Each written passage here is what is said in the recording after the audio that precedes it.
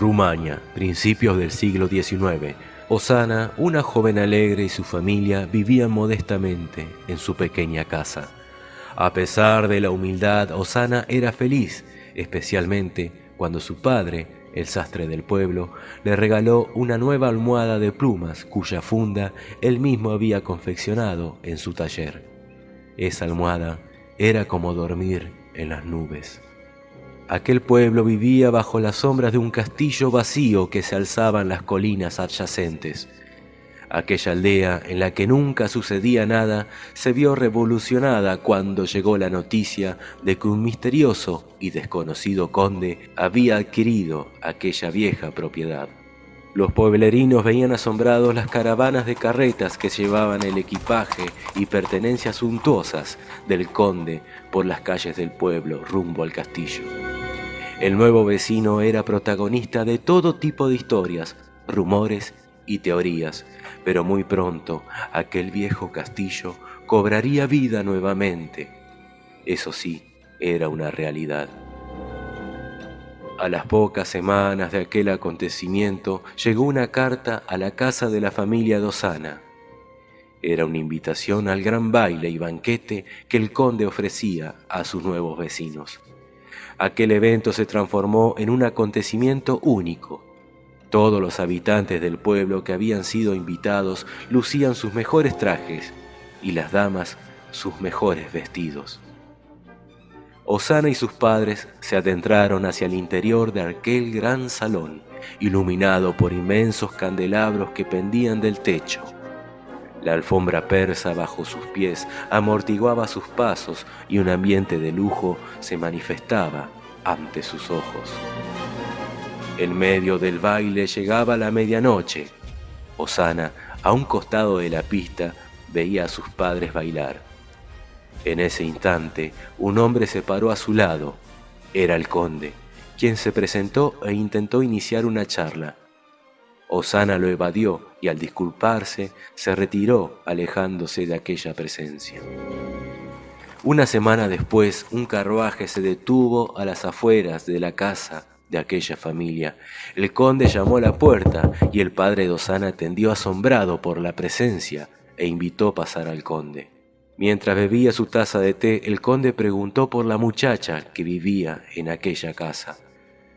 La madre de la joven se disculpó y dijo que su hija esa mañana no se sentía bien y que desde la fiesta su situación había empeorado aún más. El conde insistió en ver a la joven y sus padres, al no poder negar el requerimiento, lo condujeron hacia la habitación de Osana.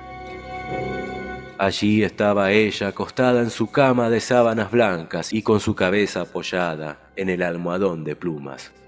Su piel parecía mucho más blanquecina que la noche aquella en el castillo, y su rostro mostraba un sufrimiento oculto.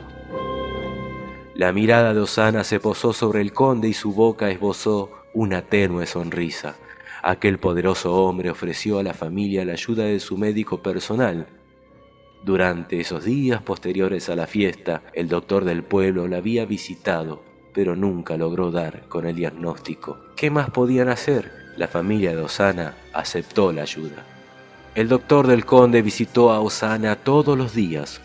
Le suministró medicinas y todo tipo de teorías, pero lo único cierto era que la vida de aquella joven se desvanecía con el paso de los días.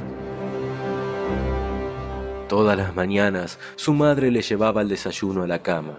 Con dificultad, Osana se erguía, desayunaba y se levantaba gracias a la ayuda de su padre. A veces salía a caminar por el jardín de su casa y otras veces se aventuraba un poco más allá. Cada día eso se convertiría en un desafío aún mayor. Los días pasaban, ella caía en su cama agotada a media tarde, hasta que simplemente una mañana no pudo levantarse más. Su fuerza se había ido, su piel blanca dejaba a la vista sus venas azules, sus ojos hundidos denotaban la presencia de un tormento dentro de ella. El doctor del conde no lograba dar con la cura y no conseguía ninguna mejoría. Una mañana la madre de Osana entró en la habitación con el desayuno de la joven. Al levantar la cabeza de su hija de aquel almohadón, notó horrorizada 2 puntos en el cuello de la chica, desde donde comenzó a brotar una gota de sangre. Los rumores en el pequeño pueblo se esparcieron. La salud de la joven era tema de conversación en cualquier esquina. Las teorías de aquella aldea no tenían fin.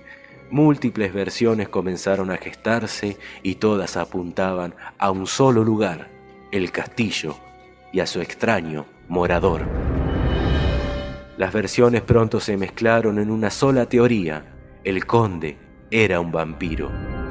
El vampiro había posado su vista y fascinación en la joven Osanna aquella noche, y al no poder poseerla, la maldijo. Noche tras noche la visitaba bajo la complicidad de la oscuridad, ingresaba a la casa en forma de murciélago por la chimenea, se dirigía a la habitación de Osanna y saciaba su sed de sangre con su inerte víctima. Esa se convirtió en la verdad y los padres de la joven se dirigieron a la morada de la supuesta entidad que la acosaba.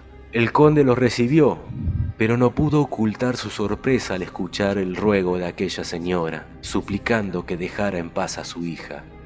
El poderoso hombre no hizo más que tratar de explicar que estaban equivocados, que no se dejaran guiar por rumores absurdos y que confiaran en el médico que él había ofrecido como ayuda. El padre de Osanna maldijo aquellas palabras y, dando la espalda, tomó a su mujer del brazo y se retiraron juntos del palacio. Un día después, simplemente la joven ya no pudo levantarse de su cama, pese a la insistencia y el esfuerzo de su padre por ayudarla. Su cuerpo estaba ya muy débil, su vida se desvanecía como la llama de las velas consumidas, y las marcas en su cuello eran la prueba de que alguna criatura nocturna se estaba llevando su vida poco a poco. La familia desesperada salió en busca de ayuda. Esa tarde, decenas de ciudadanos acudieron a la casa de Osanna, debatieron, deliberaron y, presas del pánico y la superstición, concluyeron que la única solución sería acabar con la vida del vampiro con sus propias manos. Esa misma noche, las afueras del castillo se fue iluminando poco a poco con serpenteantes luces de color naranja. Una multitud de gente se aproximaba a las puertas, portando antorchas algunos y herramientas de granja los otros. Con alevosía golpearon las enormes puertas del palacio una y otra vez. Desde adentro el conde observaba por una ventana lo que sucedía afuera. La multitud iracunda golpeó más fuerte las puertas de madera y comenzó a empujar. Las cerraduras cedieron y la chusma enardecida ingresó con sus antorchas y rudimentarias armas al interior del castillo. Los gritos, acompañados del ruido de sus corridas por los pasillos, resonaron en todo el lugar. Mientras tanto, aquel hombre buscaba la manera de escapar, pero la fortaleza que debía protegerlo ahora se convertía en su prisión. El conde, desesperado, pudo esconderse en la cocina del castillo, pero pronto un grupo de personas irrumpió derribando su puerta, y en ese mismo lugar fue donde el vampiro sucumbió ante la furia de sus captores. El conde había muerto y su cuerpo había sido quemado hasta las cenizas en una hoguera improvisada en el patio interno de su morada. Todos celebraron la victoria, pero la familia de Osanna regresó a la casa para asistirla y cuidarla, con la fe en que pronto, al haber desaparecido su acosador, comenzara a recuperarse. Nada de eso sucedió. Al contrario de lo que habían pensado, la salud de la joven empeoró aún más. 4 días después de haber hecho justicia en aquel castillo, la madre de Osanna entró a su cuarto con la bandeja del desayuno. La llamó por su nombre, la movió, le gritó y pronto comprendió que la joven había muerto. Ante los llantos y gritos de la mujer, su padre se acercó y al mover el cuerpo notó las mismas marcas en el cuello. El vampiro no había muerto y había seguido saciando su sed de sangre con la vida de la pobre Osanna. Quienes debían encargarse de los arreglos del sepelio se llevaron el cuerpo inerte de la chica. Solo quedó su cama y su almohada como testigos mudos de la tragedia.